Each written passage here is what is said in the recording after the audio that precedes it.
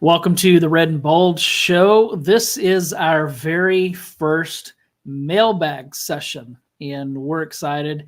We've heard from many of you different questions that you have, and so we're excited to jump into this. I am Marc Adams, one of your hosts.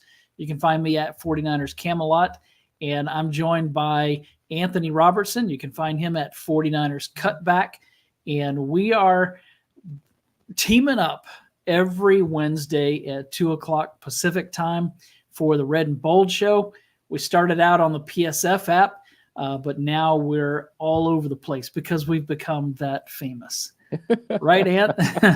Right, yeah. It was humble beginnings for us. It was interesting. The very first show we ever did, we didn't really have much interaction before that, just some text and stuff. And now it feels like we are very comfortable working together, and we have a good rapport, and it's been a lot of fun. I've really been enjoying it. And every Wednesday I look forward to these episodes because I just know it's going to be a good time, and we're going to have a bunch of good people in chat that are going to help support us along the way. So yeah, I've really been enjoying the Red and Bold show since the inception, and just continuing to enjoy it as we go through the off season. Always talking to Marc is always a good day, and everyone should make sure they subscribe to his channel because he does good work. And if you're not subscribed to his channel, you should be reading his stuff on 49ers Web Zone because he's got lots of good stuff that he puts out there too. Yeah, we're coming up on a year of doing the Red and Bold show, and so it's been a lot of fun. I remember when we first started, and they told us that we had to be live during the 49ers games. I think we did like 8 games or something like that. And just thinking, man, I don't know that I've ever talked for 3 hours through a football game. But hey, it worked out. There was one game that you had a family thing, and so I did it by myself. And I thought, there's no way I'm going to be able to do this. But I made it through the whole game and just talked seemingly to myself, but worked out fine. And here we are all these months later talking about a new 49ers football season that's coming up. So let's jump in here to the mailbag. And so what I'm going to do, I'm going to read these questions that came from 49ers fans, give a quick response, let you give a quick response, and then we'll move on to the next one. And if we have time for any questions in the chat, we'll get to those. But thanks everybody for joining us here, and for those that get into the chat, we appreciate it. So here's the first question from Kevin. What happened with the Aiyuk meeting yesterday, which actually would have been Monday, and do you feel he will be a Niner long term? Well, there wasn't really any information that came out of that, although Tom Pelissero today did say that he was told the meeting, he used the word good, that the meeting was good, that there was no trade request from Aiyuk. So that sounds really positive. I do still think that Aiyuk is going to be with the team long term. I think they're going to figure something out, but I just think that right now the holdup is money. I think that what Aiyuk wants and what they are willing to pay, they're just not quite there yet. Yeah, I'm right with you. And listening to what Tom Pelissero said, I had the same sort of feelings. Now that it comes out that it was at least a good, constructive conversation, is basically how he's portraying it. Means that, hey, they're at least having conversation. You can't have a deal without conversation. It'd be worse if neither side was talking. So the fact that Brandon Aiyuk kind of went out on his own, and he did this a couple weeks ago with the report that he said he wanted to be in San Francisco. His family is here. Everything's here. That's a little bit off the beaten path from what normally happens from a player at this moment. I think he was trying to rally fan support, like, hey, I want to be here, but, they're not doing the thing that they're supposed to do to help me be here. And then last week, it was the TikTok video. He's been trying to drum up some leverage, and it just hasn't worked out. So he said, you know what? I'm not getting this done. Let's just go to the table. Let's just meet and have a conversation. I think now both sides are at least clear on what the other's expecting, and now they can try to move forward. But until there's a deadline, this deal is probably not going to get done. And so I think we're still moving forward. I don't know exactly what it's going to take for Aiyuk. I don't know if the money he wants is Amon-Ra St. Brown's money or now he wants more. I think that's a good question. I think it always comes down to the same things. He wants guaranteed money, he wants security, and he wants to feel wanted. And the 49ers at some point are going to have to try to make that happen. But I do think he's going to be playing for the 49ers in 2024. There's nothing to make me believe anything otherwise. So Aiyuk will be here. Just will they get a deal done? I expect it to probably get done in training camp. I've never wavered on that. But this is just another step in the roller coaster ride that is signing a player to a new contract. And with wide receivers, it seems like it's always the worst. Yeah, and there was the thing yesterday, I believe it was, when he responded to a social media post, something to the effect of, wait, but I thought the 49ers weren't wanting to trade me. I think it was when there was that maybe Adam Schefter is the. It was. I think it was Schefter that said that there was talks with Washington and that didn't work out. So probably still some drama ahead, but hopefully this will be resolved. Hopefully in about a month. I think they report on, July 23rd or something like that. So hopefully right around that time, we'll see Brandon Aiyuk sign his deal, get him into camp so that he can be ready. All right, next question comes from Sasha. Are you sold on Brock Purdy? If so, which game was it that sold you? I am sold on Brock Purdy. I don't think it was a particular game for me. It was last season. So how he came back from the UCL with no offseason to work with his teammates to fine-tune his craft, and yet he came out and threw for over 4,000 yards, had a great season. That's really the course of last season was when he won me over. I was impressed with his rookie season, but this time last year, I didn't really know what to expect. I mean, I actually was thinking, okay, we're going to see Trey Lance probably start about 4 games. Then maybe Purdy comes back. Who knows what he's going to look like? And instead, he comes in, he practices. What was it? I think he'd practice for 2 days and then be off a day during training camp or something like that, or practice 3 and be off 1. And he hit the ground running from day 1, week 1 in Pittsburgh, and never looked back. That's what sold me. Ant, where are you at on Brock Purdy? I think it was a totality of things, just like you're saying. I don't think it was a game that really made me think, oh, Brock Purdy is that guy. I am sold on Brock Purdy, but it's because of some of the things he did. I think the first time that I really started to think, hey, maybe this guy has got something, was actually in his first start. He's playing against Tom Brady. Tampa Bay comes in, and it's the first play of the game. He gets absolutely destroyed on a blitz off the edge. And a rookie quarterback normally would crumble at that moment. We've seen it happen before. But Brock Purdy not only didn't crumble, but he showed even more confidence after that. And I think that was the first moment. Then you fast forward a little bit, and he's playing in Seattle with injured ribs, and he's got the presence of mind to run and then slide and put the ball out in front of him and get a first down. You start seeing things that are beyond his years as far as intelligence and football understanding. And then you're right, all the adversity coming through the playoffs and all the adversity of the injury, and he just steps right in. And nobody can say anything about his coolness in the pocket. He is absolutely one of the most calmest guys in the pocket that I've ever seen. There's just no frantic. There's no panic. It's just a comfortable player in the pocket, and he looks to find the players, and he usually deciphers coverage exactly right and gets his playmakers the ball where it's supposed to get. That is the name of the game, and I think Brock Purdy does it at a high level. I think that there was probably 2 or 3 games last year towards the beginning of the year where I'm like, wow, Brock Purdy is not just a good quarterback, but he's an absolutely great quarterback. And I don't think I don't know how you're not sold on Brock Purdy by now. Just the things that he's been through in the short time he's been a quarterback. This guy is legit starter in this league. And in my opinion, a top 10 quarterback. Yeah. And, all you have to do is look at some of his characteristics. You mentioned that he's really calm in the pocket.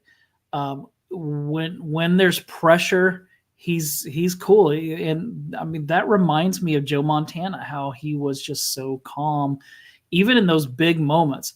I like that Brock throws an accurate, catchable ball that his receivers can grab and pick up some yak with. I mean, that was something that we always heard about Montana and Steve Young, that they would throw these really accurate, catchable balls that would allow Rice and Taylor and Brent Jones and those guys to pick up extra yardage. So I'm not saying Brock's going to be Steve or Joe, but I like where he's at, and I think that he has some good characteristics, and he's sneaky athletic. He is. I mean, the scrambles that he had in the playoff run, especially against Detroit, those were game changers. Those were moments that you look back on and you're like, if Brock isn't able to create outside the pocket, the 49ers don't win that game. He is just very good at what he does, and you could see the calmness. I mean, the guy is crazy. I think we have higher heart rates watching the game than he does sitting in the pocket throwing the football. That's just, it's different, right? That's that elite characteristic that you can't find in a lot of players, but he has it. Just that calmness of being right where his feet are at. He just does a great job with it. To me, I think Brock Purdy, that's part of what makes him great, but also an elite processor of information. He can see things quickly and get the ball out right where it's supposed to be. That is his, as Steve Young says, superpower, because he does do it at a higher level than a lot of quarterbacks in this league who have to use their God-given abilities more so than Brock, where his elite processing is his big strength. Next question is from Justin, who asked, what part of the Aiyuk deal do you think is holding up negotiations? We already kind of hit on that. It's, for me, it's probably the money. You mentioned guaranteed money. And so I would say probably one or a combination of those two things. That's what it's going to come down to. There's not, with when we were going through this 2 years ago with Deebo Samuel, there was talk that he didn't want to be didn't want to have to play running back anymore. I don't know that he ever said that, but that was something that was being discussed with Nick Bosa last year. There probably were some different dynamics to it, but I would say Aiyuk has in his mind what he wants. The 49ers have in their mind what they want to pay, and they're just not there yet. Yeah, I mean, the rumor that came out this week was that the 49ers offered him a 3-year deal that would have paid him about $26.8 million, very close to the Michael Silver report that he got offered $26 million, and that happened before the draft. And so, to me, if you're that close to $27 million, I think you're seeing that you're not that far apart when it comes to money per year. My guess is language and guaranteed money and actual guaranteed money is probably going to be a big part of this, because when you look at Amon-Ra St. Brown's deal, I know TJ Hushmanzada said that's what Brandon Aiyuk wants. But if you really look at Amon-Ra's contract, there's not that much guaranteed money in that $120 million deal. It's not as good as it could be. So I'm sure they want more guaranteed money, and they just haven't been able to get that done yet. But we'll see what that number actually looks like. But I don't think they're as far away as maybe it appears right now. Next question is from William. He asked, when will 49ers players learn that Kyle and John cannot stand talkers and stop talking contract issues to social media and the press?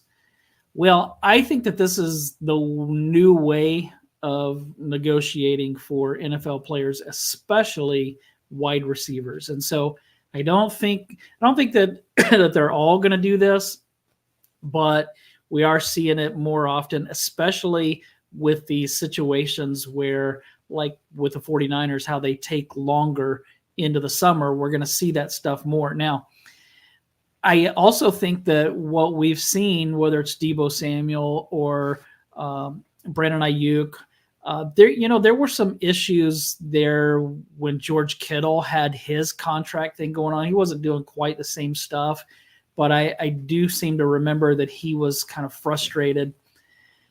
I think that when it's a star player, they're going to be able to get away with more. Now, if Ronnie Bell comes toward the end of his contract and he starts doing this, I don't think it's going to go over as well.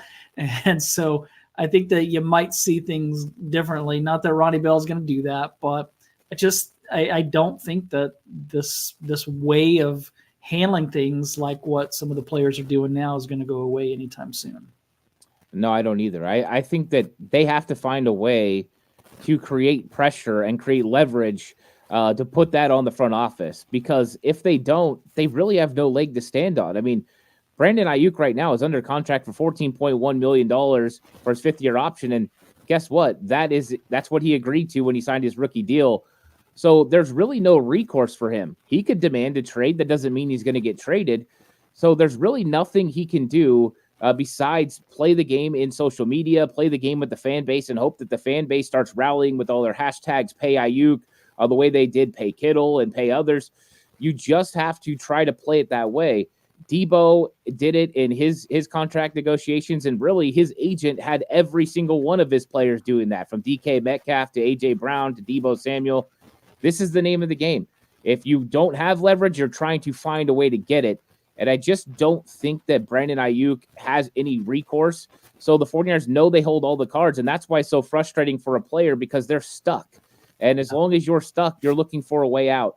And so I know it's going to be tough, but Debo's comments just a few weeks ago said, hey, he's just got to go between the agent and the team, and you've got to be patient, and you try not to take it personal, even though you do take it personal. Debo basically foreshadowed what we're seeing now. And I think at some point they'll get it done, but I fully understand why the players use social media, and I don't think the team holds it against the premier players. They know this is the name of the game, and so you just can't take it personal. It's business. All right, here's our first tough question. This is from Joe. Who's more important between Debo and Aiyuk? So I think that Aiyuk is a better pure receiver. If I was making the decision, who am I going to keep long-term today, I probably would choose Aiyuk based mainly on the way the two players play, because Debo Samuel plays so physical. I just think he's going to continue to get injured more often, especially as he gets older. But at the same time, you can't ignore the fact that when the 49ers, when Debo Samuel's not in the game, not on the field, the 49ers offense struggled when I think Debo missed, 3 games last season, and they struggled to score in those games for the most part. So I don't know. What do you think? I probably would go Aiyuk long-term, but I also realize that may be the wrong decision. It's tough because this isn't an apple-to-apples comparison.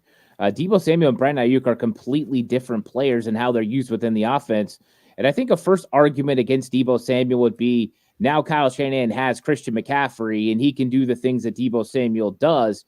But let's not forget that in 2019, Kyle Shanahan wanted to have 2 of those guys. He wanted to have Debo, and he wanted to have Jalen Hurd. So it's something that he's definitely looked at.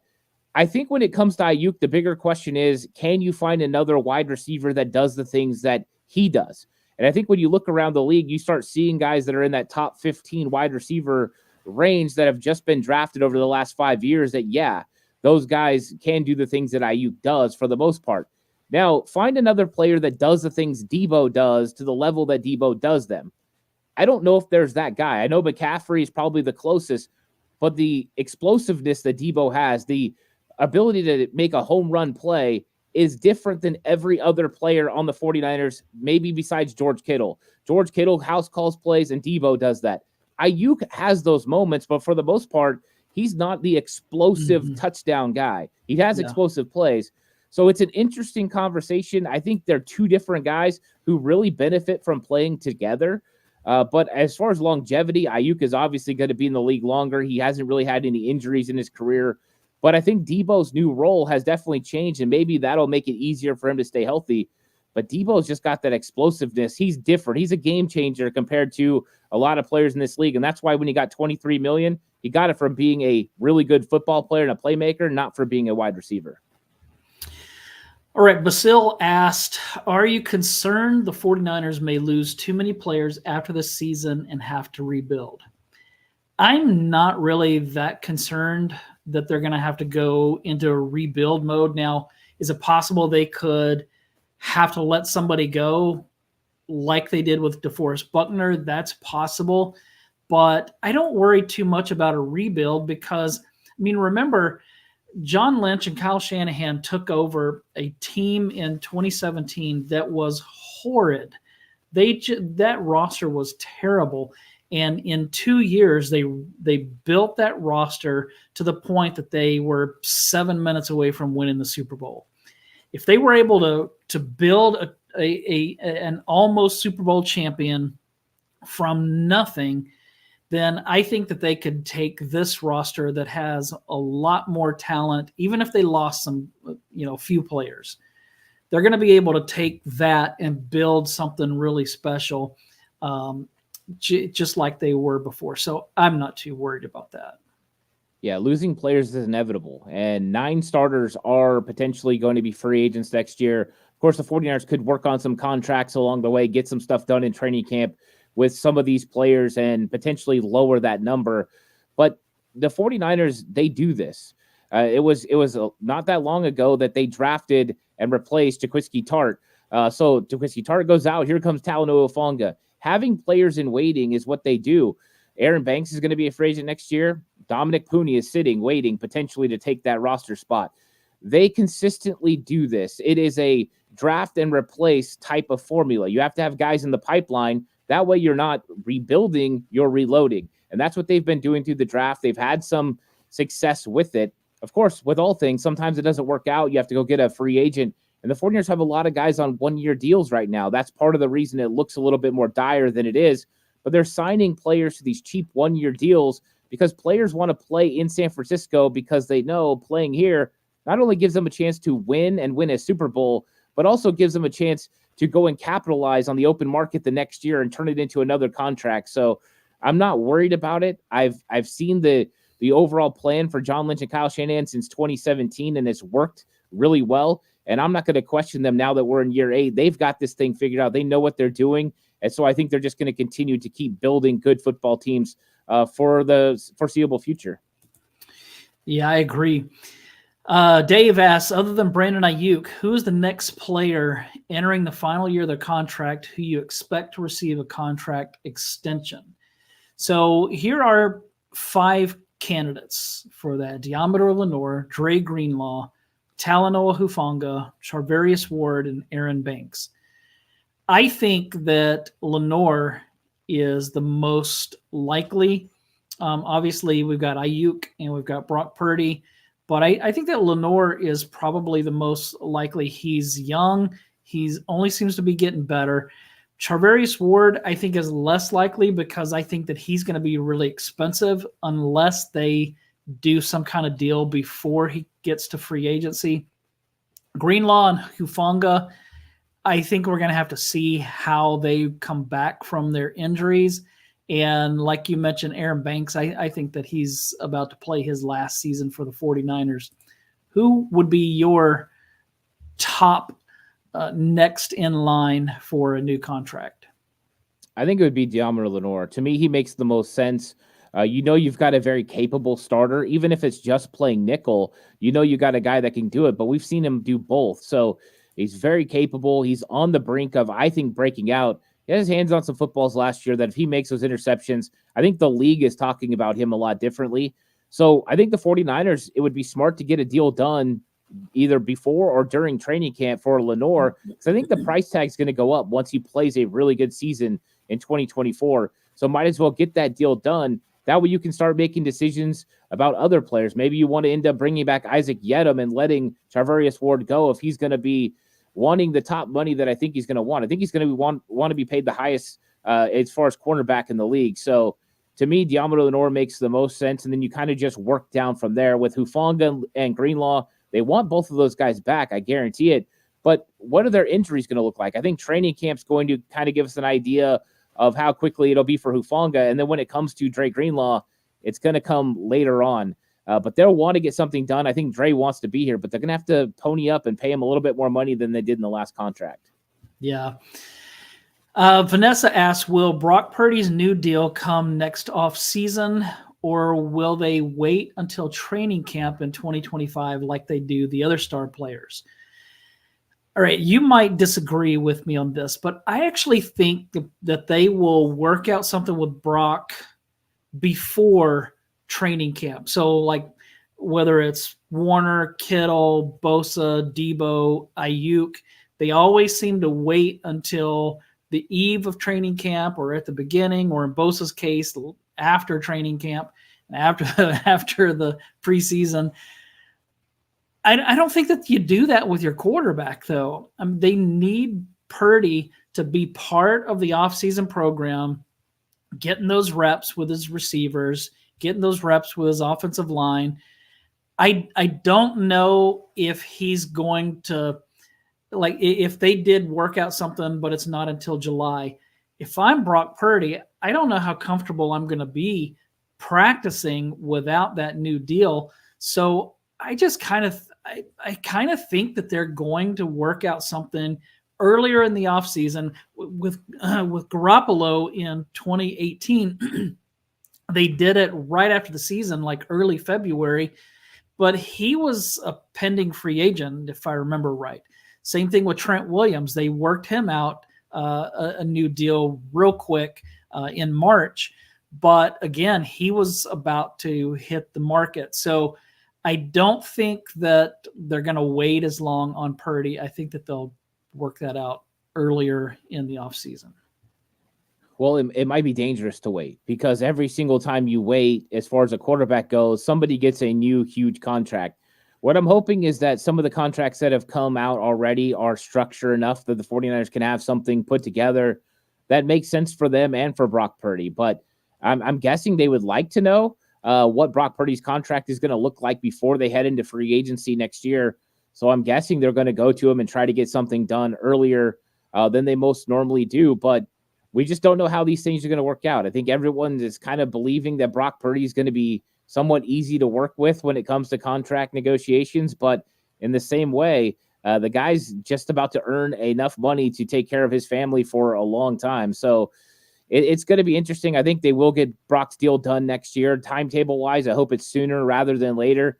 But we'll see. And hopefully they find a structure that works out for the 49ers and for Brock Purdy, that they can continue to be a player in the NFC and in Super Bowl by Brock Purdy using the contract the way that some of the other players have, Patrick Mahomes and others, to make sure they can defer money, they can keep restructure their contract, so that way they can stay competitive as possible, even paying a big-time quarterback.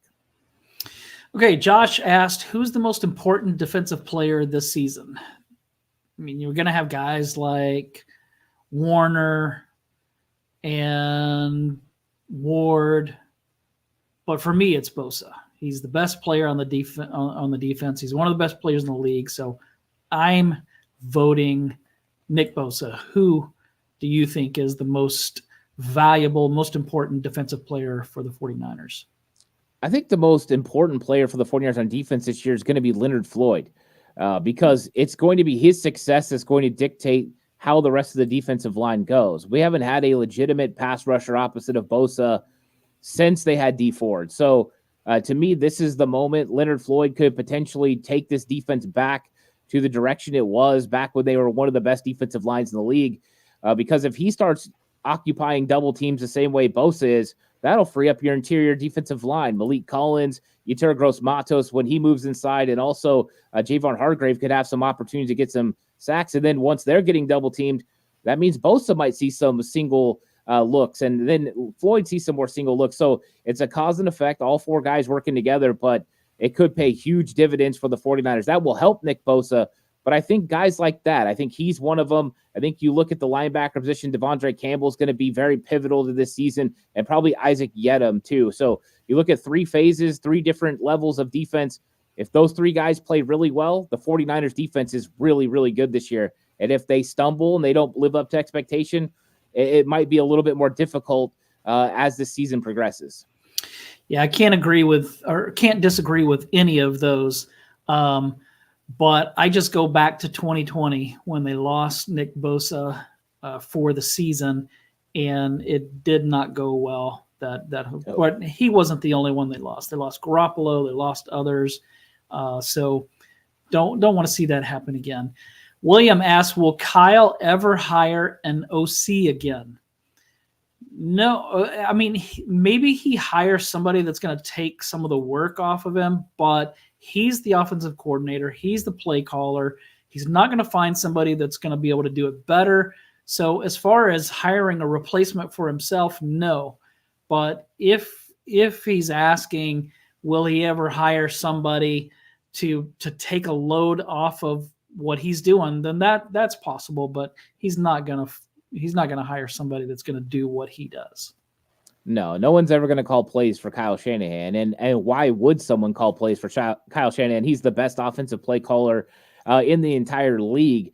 And so the same way Sean McVay is not going to hire an offensive coordinator to call plays for him, Kyle Shanahan's not. And he has guys. He has a run game coordinator. He has a pass game coordinator strategically helping him put together game plans, look at plays that would work against certain defenses. He's very collaborative. That was Mike McDaniel's word for Kyle Shanahan. So even though he doesn't have an offensive coordinator, he does have people that help him structure and get together a game plan. So there's different eyes on it. And we've seen those guys that are jumping from those positions. Look at Clint Kubiak. He went and became an offensive coordinator again, just coming in for 1 year as pass game coordinator. Now he's brought in Mick Lombardi to be a senior offensive assistant. He's got Clay Kubiak. He's got guys that really understand football, but Kyle Shanahan's the best play caller. I can't see him hiring an offensive coordinator unless it was just to keep someone from leaving by giving them a promotion. But they already know they're not calling plays. Kyle Shanahan's going to handle that. I want to get to this question from Leon. He asked, do you think they drafted Guerendo to be a wide back in development, big, strong, fast wide receiver turned running back? I think Isaac Guerendo's, where he's going to play has been an interesting conversation this offseason. I never saw it coming. I thought this guy was just a running back that they drafted to play running back because he runs a 4.3 and he's got the ability to run the outside zone and be a home run hitter. But some have put it out there. They see him as a fullback. Some say that they see him as an H-back. I don't think that's the case. I do believe that his wide receiver skills, what he did in high school, definitely make him attractive as far as catching the ball in the backfield as a running back. But I think you're looking for guys who have that mold that you can shift out and use them in that way. So the way McCaffrey's used, I think that's just the way the whole division and the whole league is going is, hey, let's get that running back that can do both and make it tougher for matchups for linebackers. So I think that's how Guerendo is going to be used. All right. Next question's from John. This one I had to do a little bit of homework on because he wrote, in the past Super Bowl, when we got the ball with 2 minutes left to go in the game with 4th and 1, why didn't you go for it? We have big Trent Williams in motion, George Kittle, lead blocker Juice, followed by the best running back in the league in CMC. 1 yard. If we get it, we can run the clock down to nearly nothing and still get points, whether touchdown or field goal. Seriously, I need to know. Well, I couldn't remember a 4th and 1 late in the Super Bowl, whether it was in regulation or overtime. So I went back and looked at the play-by-play. There wasn't a 4th and 1. There was a 4th and 5 with just under 2 minutes left in the fourth quarter. That's when they kicked the field goal to take the lead. Then in overtime, they had a 4th and 4 at the 9-yard line with 7:22 left in overtime. That was when Burford missed the block on Chris Jones. Purdy had to throw it away, and Moody kicked his 3rd field goal of the game. There's no need to talk about what happened after that. But there wasn't a 4th and 1. Did you remember anything like that? Because I didn't, and when I went back and looked, I didn't see one. No, I don't remember that scenario. I remember the ones that you're talking about. The one that stands out the most is the one in overtime. You have Juwan Jennings open. You have Brandon Aiyuk open. Aiyuk just doesn't have time because Spencer Burford self-admittedly made a mistake, and that's unfortunate. And that's what happens when John Feliciano got hurt. And a lot of people forget John Feliciano should have been in there and would have blocked Chris Jones, and that's what happens. Dre Greenlaw goes out. Travis Kelce starts making plays. John Feliciano gets hurt. And all of a sudden you have a younger player who makes a critical mistake. Like Chris Forster said, I can't get you ready for every single thing you're going to see. You have to know the rules, and you have to be able to adjust on the fly. That didn't happen, and the 49ers paid for it. But no, 4th and 1, I think in that situation, I wouldn't be shocked if Kyle goes for it. because he knows you got to make sure you can put Kansas City away. He didn't want to kick that field goal, but 4th and 5, you don't want to give them the ball with a chance to kick a field goal and win with Harrison Butker. So, yeah, I think that it was a tough situation, but I don't remember 4th and 1. Yeah, and the interesting thing is if the block is made, let's say he hits Jawan Jennings for the game winner. Most likely Jennings is the Super Bowl MVP. If not, it's Brock Purdy. But the other thing that I thought was interesting to think about is that Brandon Aiyuk was wide open. So if Purdy has time, let's say he doesn't go Jennings' way, he finds Aiyuk. How is this contract negotiation different? Is it any different? Or is he going to come in and say, hey, I caught the game winner in the Super Bowl. I finally got you your Super Bowl. Now give me my money. That would have been an interesting thing to add to the negotiation. Oh, I guarantee he would have been putting that out there. 100%. It would have started that night. I mean, the way that things were happening, it would have started that night. And there would be more pressure from the fan base to get Brandon Aiyuk under contract and pay him whatever he needs. I guarantee that would have been a statement, because that's just it's different when somebody does something big to win you a game, and you never forget those guys. So yeah, it could have changed everything. And Aiyuk was wide open. He made it would have been a great play. And it's unfortunate that, it didn't happen. But what about Jawan Jennings? If he caught that ball and gets a touchdown, he would have been the MVP of the game. And we would be talking about Jawan Jennings. He wouldn't have got this, contract that he got. He would have got more than that. So yeah, 2 guys right there with a block by Burford that could have got paid tremendously more and had a lot more leverage to do so. And I think the whole offseason would have just felt a little bit different. Yeah. Leon followed up to the question earlier. What's the difference between a wide back and a running back that gets used often in the passing game? Well, the difference is a wide back is a wide receiver who also lines up in the backfield. That's the coined phrase from Deebo Samuel. So that's different. It's a wide receiver adjusting. When it comes to a running back that can catch the ball in the backfield, that has kind of just been, something that they've evolved into. So it's a little bit of a different type of thing, because a running back is definitely going to be better in the backfield than a wide receiver, but a wide receiver is better when it comes to catching the ball than a running back. So it's just a different term, and that's why they had to have a wide back compared to a running back. But expectations on a running back are now to do those things in the passing game. I don't think it's seen to be a player that can do it like McCaffrey. I think he's a rare unicorn that can do it at that level. He could have played slot receiver in the league. So just a little bit different between the two. All right, 2 more questions, and then I've got to roll out of here. So Ed asks, what is your opinion on the 49ers Week 9 bye? Is it too early, too late, or just right in the season? I definitely think it's just right. You don't want to be too early. You don't want to be too late. I like where their bye is at. Yeah, the last 2 years they've had bye in the same exact spot. It always happens right around my birthday, so thanks for that. And yeah, it's I think it's perfect timing. You want it in the middle of the season, so that way you can have a day or a week to rest and then get back to business for that push for the playoffs. And you're hoping that you're going to get a second bye by getting home field advantage in the number 1 seed. And if you do that, you set yourself up really well to have another deep playoff run. Yeah, Kenny here is trying to stir things up. He's saying that that's a bold take that Kyle sabotaged the Super Bowl to keep salaries low. I don't think that's what you were saying, but it's still definitely would never say that because I don't think Kyle Shanahan would sabotage the Super Bowl no for way. sure. I mean, you talk about putting yourself in a different category, something you've wanted to do your entire life. He would all day, every day. He'll pay these players as much as he can to win that Super Bowl. That's just different. All right, last questions from Anja. Where can I get my wife a Dan Buns jersey? That was not one that I expected to hear. I don't know if they would have Dan Buns jerseys in the team store at Levi Stadium. I kind of doubt it, but I did a quick Google search and I found a signed one. Of course, Dan Buns was one of the ones that he made a key goal line stop that helped the 49ers win their first Super Bowl. And so he's a legend among 49ers fans, but that's probably not the easiest jersey to find. Have you ever seen a Dan Buns jersey out there? I've seen people wear a Dan Buns jersey. Every time we go to training camp, there's always an interesting jersey that I see, and I have seen a Dan Buns jersey, but finding it in the old Mitchell and Ness style would be really difficult to find. I think that if you just want a more modern Dan Buns jersey, you can go to NFL Shop. They have create a jersey. Go ahead, put number 57, nice. Throw Buns on the back, and there you go, a Dan Buns jersey. But finding the old version, now that would be very, very difficult to do.